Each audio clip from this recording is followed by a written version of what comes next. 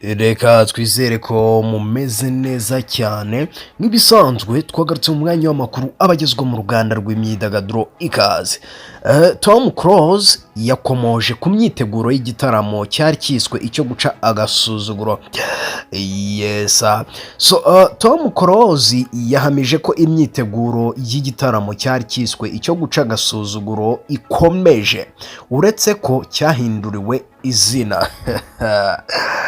Nyuma y'uko umuhanzi Temis wagombaga gutaramira i Kigali ku itariki 22 yasubitse igitaramo yari afite nyine i Kigali ku itariki 22 Werurwe uyu mwaka wa 2025, akavuga ko yabitewe nuko hari umwuka ngo mubi uri hagati y'u Rwanda ndetse na Repubulika Iharanira Demokarasi ya Kongo.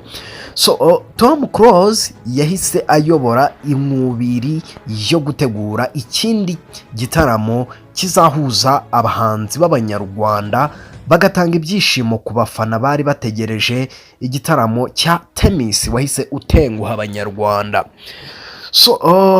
Mu kiganiro rero Tom Close yagiranye n'ikinyamakuru cy'Igihe yemeje ko imyiteguro y'iki gitaramo irarimbanyije. Tom Close mu magambo ye yagize ati ibimenyetso byose biragaragaza ko igitaramo kigihari ariko turacyagitegereje ko kiba kuko turacyashaka ko tumara kumvikana n'abo tuzakorana bose uburyo kizaba amahirwe y'uko kitaba ni make cyane. Ayo ni amagambo Tom Close yabwiye ikinyamakuru cy'Igihe. Uyu mugabo yavuze ko nta mbogamizi barahura nazo mu myiteguro y'iki gitaramo cyabo gisimbura agasuzuguro kuriya Temis yasuzuguye abanyarwanda. Tom Close yavuze ibi yavuze ko bahisemo guhindura izina ry'iki gitaramo.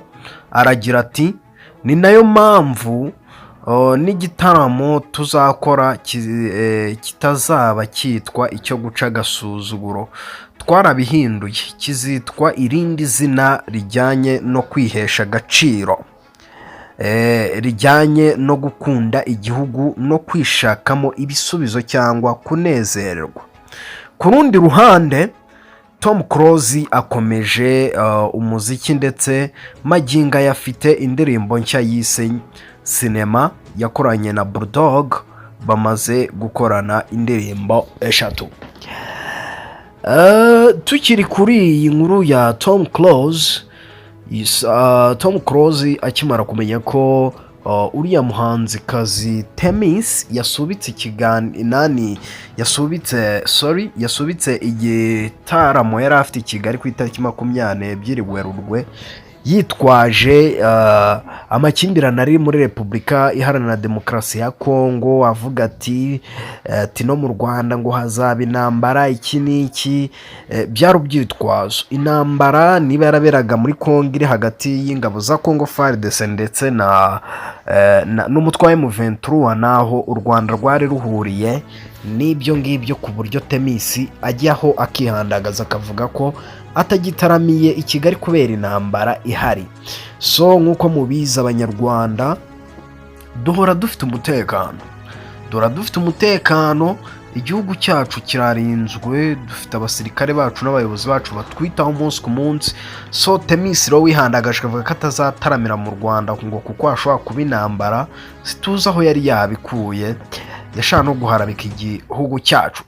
Niba mubyibuka neza nabagejejeho n'iyi nkuru nibwo Tom Close nawe yahise agaragara mu itangazamakuru ritandukanye ari kuvuga ko aciye agasuzuguro k'uyu muhanzi Temis wavuze ko atazaririmbira mu Rwanda. Then Tom Close ahita avuga ko nabo ubwabo bagiye guhita biteguriye igitaramo nk'abanyarwanda kandi kikazaberaho icya Temis cyagombaga kubera, ndetse kikanaba ku itariki Temis yagisubikiyeho cyagombaga kuberaho, mu buryo bwo kumwereka ko abanyarwanda dufite umutekano kandi ibyo yanze gukora byakozwe kandi byakorewe ahapanzwe kuri iyo tariki.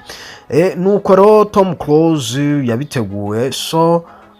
icyo gitaramo kirahari ngira ngo maze kubagezaho ikiganiro yagiranye n'ikinyamakuru cy'igihe n'ejo bundi. So zataramana n'abahanzi benshi b'abanyarwanda, kizaba ari igitaramo cyiza cyane. So guys, reka tubibutse ko hagize abakeneye amatike yo kwinjira mu gitaramo cya John Legend kizaba ku itariki 22 n'ejo bundi ku wa gatanu, n'ejo ndi ku itariki 22 z'uku kwezi turimo. So murumva ko haburamo iminsi mike cyane, ni iminsi igeze kuri 4 cyangwa 5. So watwandikira muri komenti, dufite amatike kandi turayagurisha kuri promosiyo, amatike yo mu bwoko bwa atababarira. So guys, turabashimiye, no mu zindi nkuru ziri bukurikireho.